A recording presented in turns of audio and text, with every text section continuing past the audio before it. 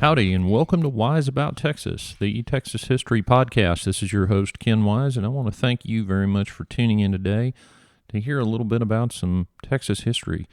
It's been a very eventful couple of weeks for me here at Wise About Texas. We've been doing a lot of speaking engagements. I had the real pleasure and honor to speak at Washington on the Brazos at their annual Texas Independence Day celebration. The weather didn't cooperate. We've talked before about the revolution in 1836 and how rainy that spring was. Well, it rained on us at Washington on the Brazos, but we had a great turnout, and we had a lot of fun celebrating Texas independence.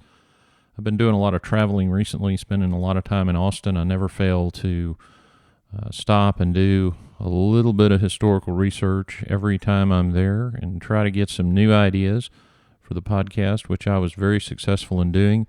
I took a very interesting trip last week to Larry McMurtry's bookstore in Archer City, and that was just a fascinating experience. Over 200,000 books in one place, which is pretty much heaven to a history buff.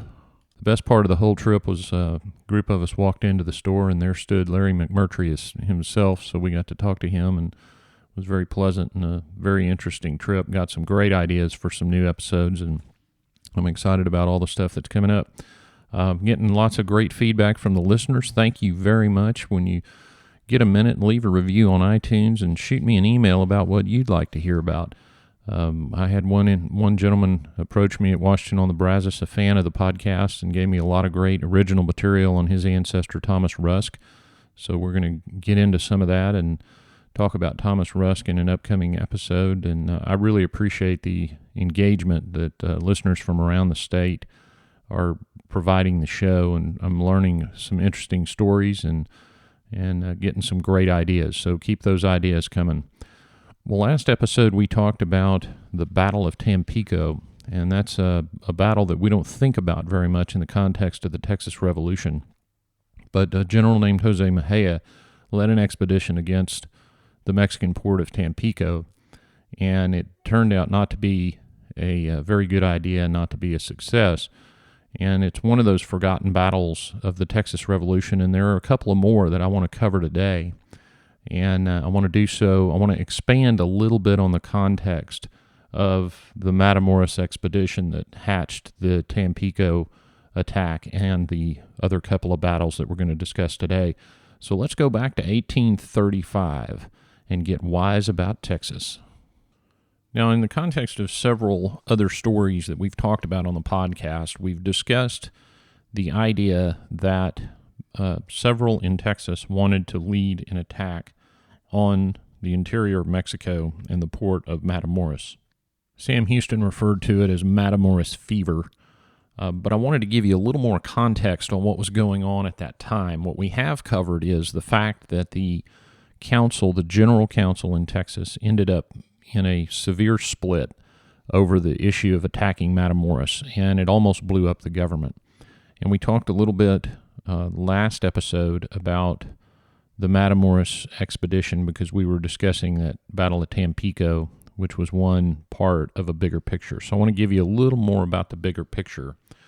Back in the early 1830s, the government in Monclova, the purported legislature of Coahuila, Texas, and I say purported because the people in Saltillo thought they were the capital of Coahuila, Tejas. So, but Monclova was selling land in Texas to speculators who then were going to turn around and make a significant profit on the deal. And there were a bunch of them, many of them names you've heard, and they were buying this land from Monclova. And there was some dispute about whether that land, whether those land grants, those land sales were valid, and that dispute was brewing in the background of the Texas Revolution.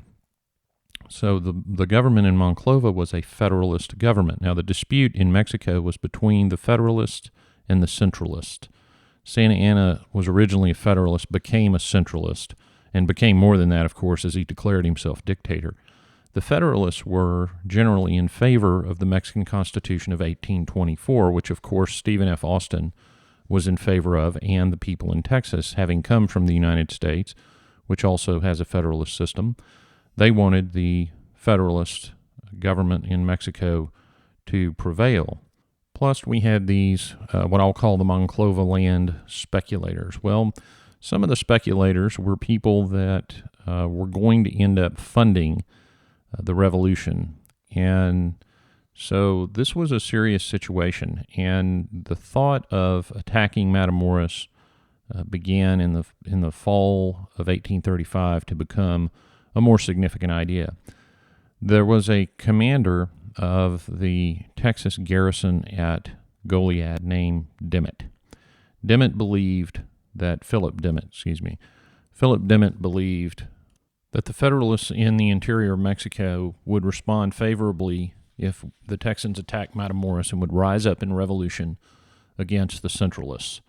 And so the larger context of this is that the Texians at the time were really trying to participate in what were already a series of revolutions in Mexico of the Federalists against the centralists. And revolution almost isn't the right word. It's a continuing conflict, and the power shifted back and forth.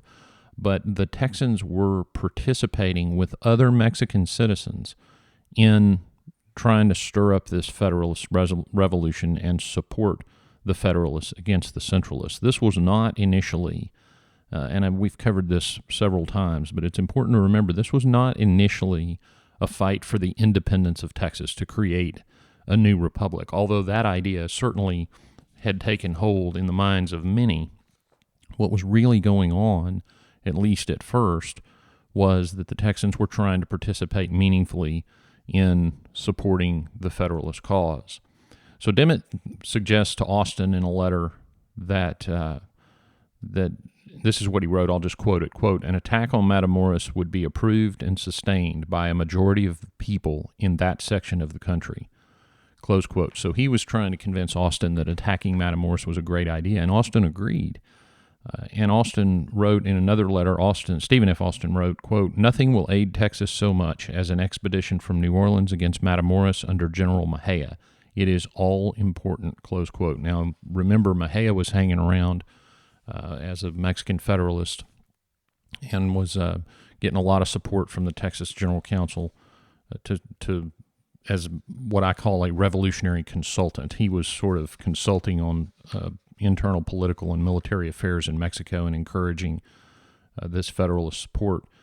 Austin wrote in another letter the following, quote, "Even a rumor of such a thing," meaning an attack on Matamoros, "even a rumor of such a thing would keep the centralist troops from being sent to Texas," close quote. Well, now we know, of course, that Austin was dead wrong about that, but he believed strongly that if the Texans could attack the interior of Mexico, as well as the port of Tampico, that the people, the Federalist supporters, would rise up and they would aid the Federalist cause.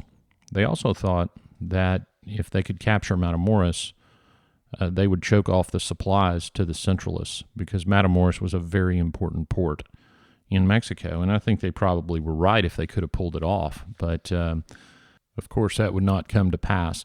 Dimmitt actually put his money where his mouth was. He led an expedition against a fort called Lepantitlan, and of course I'm butchering that name, I'm sure, for which I apologize, but he took an expedition out. This was a fort up the Nueces River from the town of San Patricio. He attacked it and killed many of the troops. The Mexican troops abandoned the fort, went back to Mexico. Dimmitt ended up with lots of horses. They burned the buildings and tried to dismantle the earthworks in the fort, and that was a great success. So Dimmitt returns to Goliad having conquered the only real remaining Mexican outpost between General Cos and Bejar and the interior of Mexico. So the communication was impacted, of course, and it sort of isolated Cos and Bejar. That occurred on October 31st and the following days of 1835. That's when Dimmitt led that expedition. So Cos is now cut off in Bejar, and the troops had gone back to Mexico. So Dimmitt was not only talking about the attack, he was starting to move.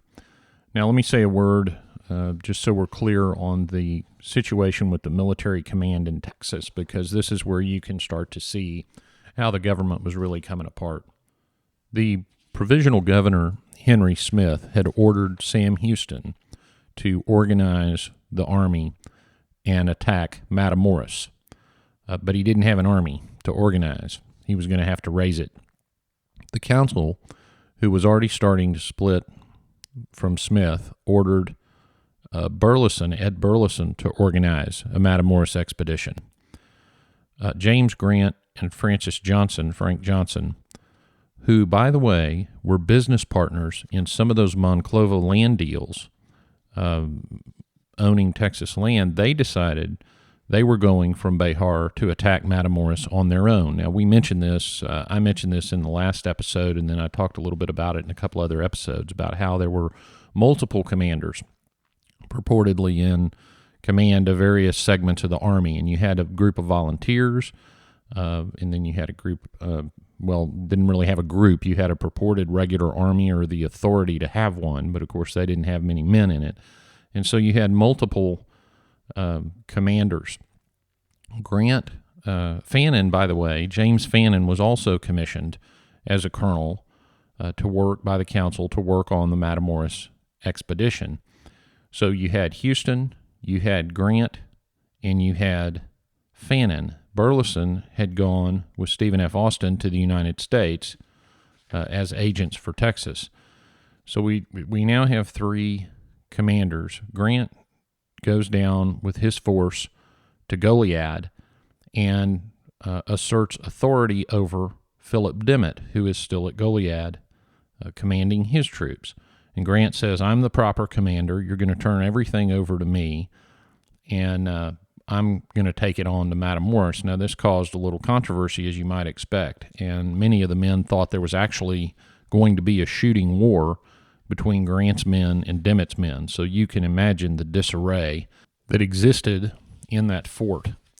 By the way, this is pretty funny. The men under Fannin had issued a written declaration of independence. They had already declared independence from Mexico, and they had a flag called the Bloody Arm flag, and I'll dig up a picture of it and put it on the website. But they had raised the Bloody Arm flag over Presidio La Bahia and declared themselves independent from Mexico without, of course, any authority from the council, but whatever.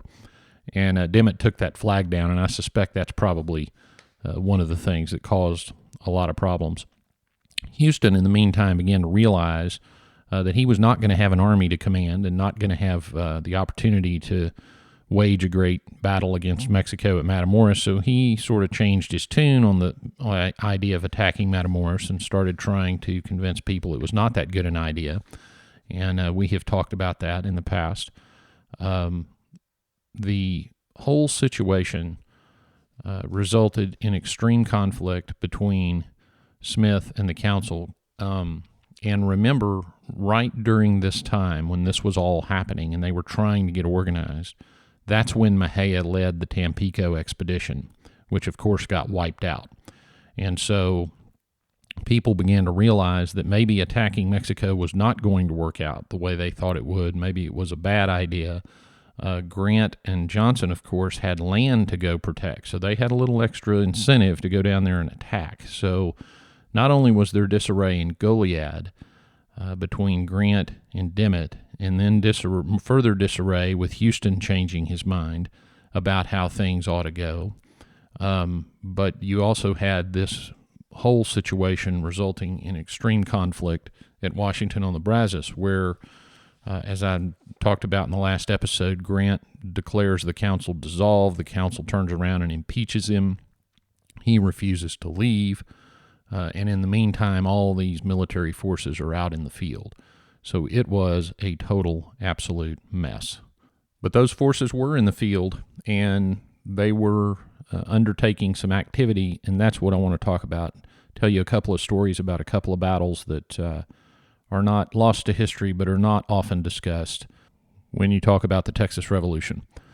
The first one is the Battle of San Patricio. Grant and Johnson took their expedition to San Patricio. Sam Houston caught up with them. He convinced many of the men to abandon the expedition and leave the force. But Grant and Johnson still had some men, and they made it all the way down to Matamoros. They had hoped to, of course, hook up with revolutionaries. That never really materialized. Interestingly, I read in one source that there was a British representative of the East India Company with Grant and Johnson for a period of time, and he was actually killed on that expedition. So the British government had a little bit of involvement in secret. We talked a little bit about some of the politics of that in the episode on the annexation of Texas. But Grant and Johnson, nevertheless, go down. The revolution doesn't materialize like they think. They're coming back to San Patricio, where he surprises a Mexican commander named Rodriguez. He ends up taking some Mexican prisoners. Those prisoners later escape, but he did get a number of horses from the Mexicans, which he stashed at a ranch owned by Julian de la Garza. Now, here's where it gets interesting. That was just outside of town, and Grant and his men occupied the town. Some of the men camped on the public square in the town, and some of the men camped in houses owned by the citizens. What Grant didn't realize was that General Urrea was on his way from Matamoros to help Santa Anna squash the rebellion. And Urrea had arranged a network of spies because the citizens were not all that thrilled with some of the conduct of the Texans. And so the citizens were actually aiding General Urrea in spying on the Texans' movements. So Urrea knows that Grant and Johnson are camped at San Patricio. There is a legend, and I've not been able to authoritatively confirm this, but it's a good story. The legend is that Urrea told the townspeople to keep their candles burning in their houses, and Urrea would leave the house alone because his spies, of course, had told him that many of the Texans were occupying some of the houses.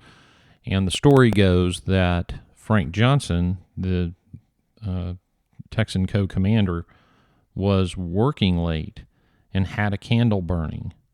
So he escaped getting killed or captured when Urrea came and attacked San Patricio. But Urrea did attack, and he was successful. He killed, the number varies, but 8 to 10 Texans. Several escaped. He took 13 prisoners of the Texans. There's some question about where the dead were buried. One story has them buried in the churchyard. One story has them buried on something called the Old Cemetery.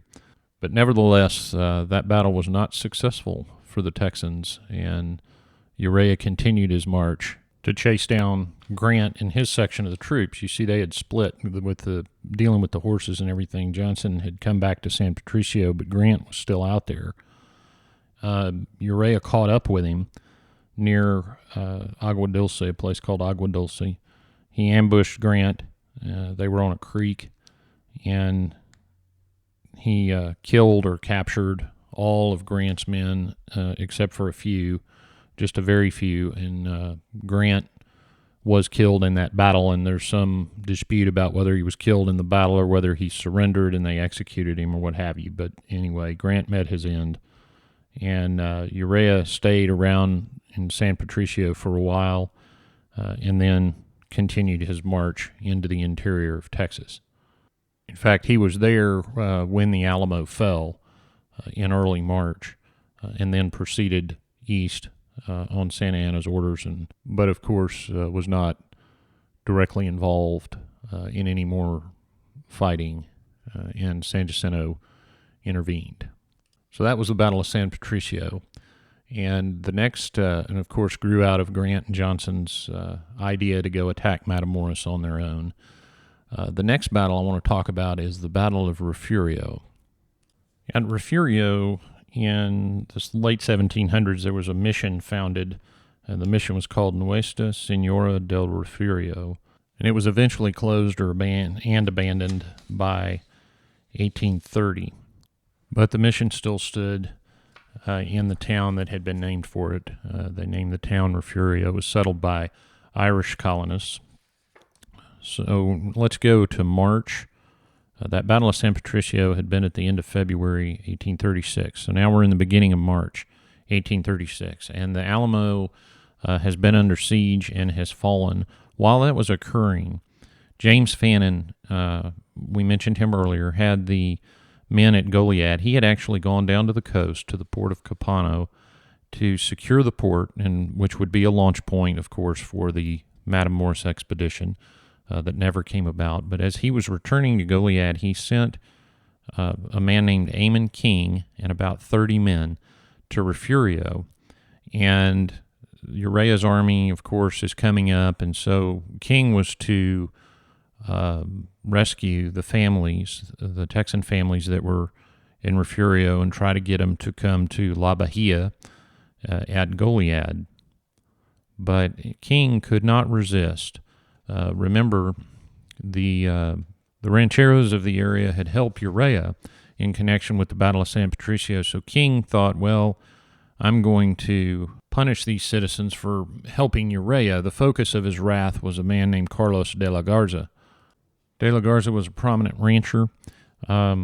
He had given some folks some refuge when Fannin and his men had attacked the ranch in sort of a sub-skirmish earlier. Fannin's men had behaved poorly, apparently, and De la Garza was thought to be, being the most prominent citizen of the area, sort of the head of the spy network for Urrea, etc. So King decides he's going to, before he brings these families to Goliad, he's going to attack De la Garza and his rancheros. But what he did attack, but he also grossly underestimated their fighting strength and their spirit. And so King was forced to retreat into the mission, the remains of the Mission Nuestra Senora del Refugio. Fannin gets wind of this and sends a man named Ward, one of his lieutenant colonels, William Ward, and the men from Georgia who had joined the Texas cause, the Georgia Battalion, and he sent him over to Refugio to relieve King. So Ward shows up and rescues King, but Ward and King get into an argument about who ought to be the proper commander. And the argument apparently was fairly severe. And the result of that was that the Texan army split. So once again, we have a situation where there's arguments about command and total disorganization in the army. The one thing they did agree on, though, was that they wanted to fight. So now we have two armies eager to continue the revolution. So King takes his men and goes to attack the rancheros again. So they leave the mission and they go to attack. Ward and his men stayed in the mission. Well, then Urrea showed up. Urrea's army arrives at the mission. He's got about 1,500 men. In the meantime, King attempts to return to the mission after punishing the rancheros. As he approaches, he runs smack into the rear guard of Urrea's army. So now they had a problem. So King and his men are fighting Urrea's army on the ground. Ward is in the mission. They are inflicting heavy casualties on the Mexican army, but they were also running out of food and water and ammunition. Ward, there's some communication with Fannin. Fannin orders Ward to go to Victoria and that Fannin would meet him there. So Ward leaves the mission and in the middle of the night and starts off for Victoria. King's men, in the meantime, tried to escape also during the middle of the night, but the next day were captured by Urrea's army and marched back into the mission, which, of course, is now occupied by Urrea. And so everybody that was there, King and all his remaining men, and the men from Ward's group that had stayed behind to care for the wounded, they were all executed, except for a couple. And there were two Germans who were spared by a German lieutenant colonel in the Mexican army named Juan Jose Holzinger, who decided to spare his fellow Germans. The other person that was spared was a man named Louis Ayres. And the story goes that Ayres was led out with the other men to be executed, but gave a Masonic sign to one of the officers, and the officer spared his life. Now, that's a good story. Can't know for sure if it's true.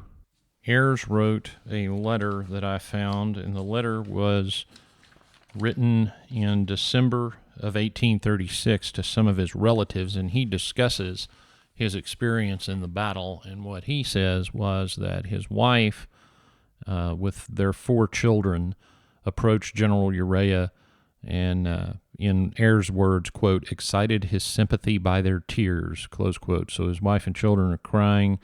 Some of the Mexican officers were against the execution of prisoners, and that General Urrea agreed to save Ayres' life at that point. So we don't know for sure what happened, but the Ayres family tradition certainly is that his Masonic apron and Masonic signs given to the officers played a role in sparing his life. So perhaps they did. Ayres did write something in this letter, this 1836 letter about how he was released. He was released after being spared from execution, and this is what he said the Mexican general did. He said, I was given in, quote, I was given in some degree my liberty after receiving a severe lecture on account of my hostility to Mexico and charging me to behave myself better in the future and let politics alone. I merely bowed and said nothing, close quote. So I thought that was a pretty good description of what had happened to him after his life was spared. So back to Ward's men. Ward's men, as I said, had gotten out of the mission and were headed toward Victoria, which they finally reached. The problem was Urrea's men had gotten there first, so Ward and his men, after sneaking around, get to Victoria and found Urrea's troops already there. So they tried to retreat. They were overtaken and eventually had to surrender to Urrea. Urrea ended up marching them back to Goliad, to the mission at La Bahia, where they joined Fannon's men who were prisoners there. And, of course, on March 27th, 1836, were executed in the Goliad massacre with the rest of his men. And it's interesting to think about what might have happened had Fannin not sent Ward and King to Refugio to meet Urrea and had all those men with him at the Battle of Colito Creek, where Fannin was eventually captured, because that was 100 to 150 men that Fannin sent away from his army. So consider that, and maybe Fannin would have had a little more success against Urrea had he had those extra men. In any event, the battles of San Patricio and Refugio are little discussed. They were important. They had important effects, and they unfortunately were not successful for the Texans. But if you think about it, there were really very few battles that were successful for the Texans. We won the Battle of Behar in 1835, and we're not going to win another victory of any significance, and we're going to suffer some disastrous losses right up until April 21st. So the battles of San Patricio and Refugio were 2 of those, and of course the fallen Texans in those battles deserve to be remembered as active participants in the Texas Revolution. Well, now we come to the segment of the show called Getting There, where I tell you how to get to a couple of the places we talked about in the episode and go see it. I'm going to start at Refugio with the mission Nuestra Señora del Refugio. That site remains a church. It's Our Lady of Refuge Catholic Church in Refugio. The address is 1008 South Alamo Street in Refugio, and it sits right on Highway 77. So Highway 77 runs through Refugio, and as you're going south on your right, it's sort of on the far edge of town, is Our Lady of Refuge Church. And apparently, and I have not personally confirmed this, but apparently you can see some remnants of the mission in the church yard and under the church building. Part of the original bricks of the mission still exists. So hopefully somebody listening to this will go check that out and give me a report. And certainly next time I'm down there, I'm going to stop and see it for myself.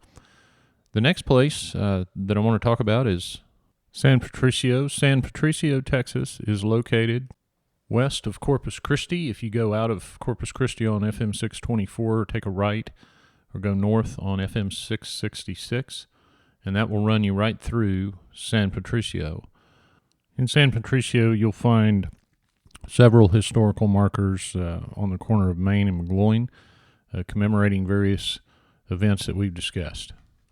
The site of Fort La Pontelon is preserved as a state historic site. It's located off of Texas State Road 359, which is at the intersection of FM 624 and FM 70. So a little bit, keep going past San Patricio on 624, and you'll come to the La Pontelon State Historic Site, which is the site of that old fort. Well, that wraps it up for this episode of Wise About Texas. Thank you again for listening to some stories of forgotten battles of the Texas Revolution. This podcast is going to be released on Monday, March the 20th, 2017, so we are smack in the middle of the high holy days of Texas history. We're 7 days away from the anniversary of the massacre at Goliad, and I'll put up a reminder of that and direct you to the episode we did on that last year. I hope that everyone has an enjoyable rest of the month of March and a great spring. The weather's starting to get nice here in Texas. The bluebonnets are coming out, which is always one of my favorite times of year. Follow Wise About Texas on Facebook. Our Facebook page can be found at Wise About Texas. We're on Twitter and Instagram at Wise About Texas. And if you're enjoying the preservation and promotion of Texas history, consider throwing a couple dollars in support of this show. Our patronage is really picking up, and I want to thank everyone who's supporting the show. It does cost some money to put this show together and do some of the traveling and research that I'm doing, so certainly appreciate your support. You can support the show at Patreon, patreon.com/wiseabouttexas. That's patreon.com/wiseabouttexas. Keep those emails coming with your topic suggestion. I've got a lot of great topics coming up in the podcast, and I really appreciate you listening and learning about Texas history. So until next time, go out and do something for Texas today. And God bless Texas, and we'll see you down the road.